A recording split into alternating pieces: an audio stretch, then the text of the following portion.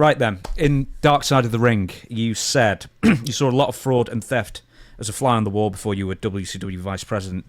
Then, going forward, the WCW sale. When did you realise, essentially, that, you know, obviously with Fusion Media, you got some money together, you got some investors. When did you realise that the fix was in?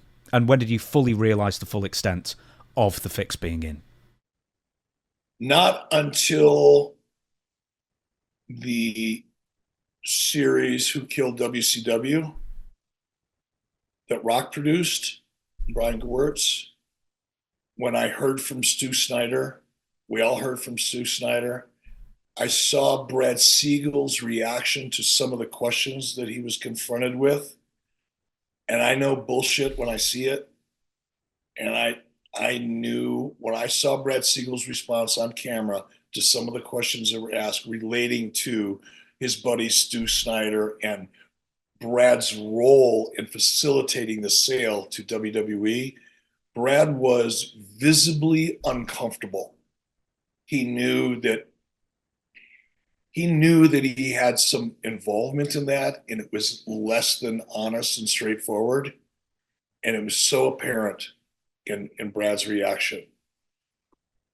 That's when I knew for sure. Of course, I heard rumors and, but I never pay attention to things like that. But when I saw Brad Siegel's reaction to some of the questions asked in that series, I knew that's what I knew the fix was. And that was just within the last 6 months or a year. Mm.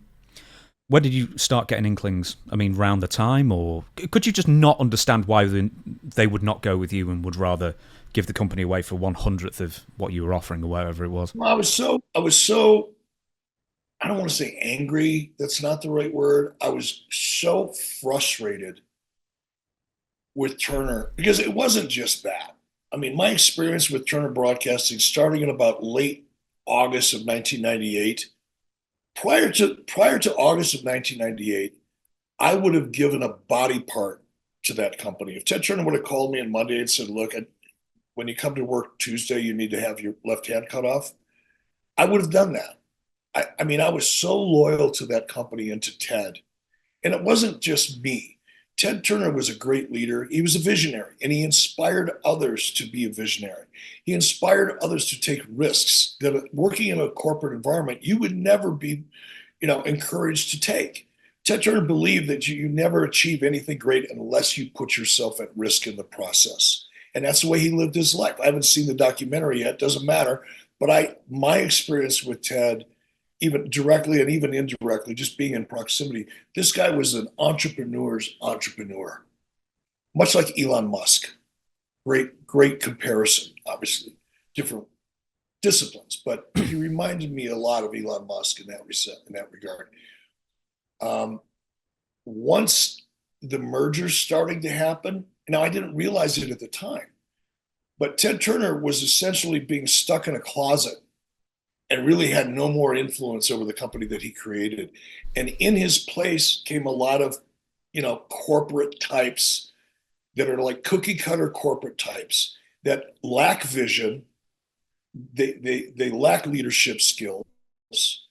And that's what happened to Turner Broadcasting. I mean, AOL Time Warner AOL doesn't even exist anymore because of these cookie cutter executives who started getting involved in businesses they didn't understand, but were so arrogant and thought they could figure out, they actually ruined the businesses they touched. Gerald Levin and Steve Case should be both condemned to corporate hell for the disasters that they created with that company. It's unfortunate.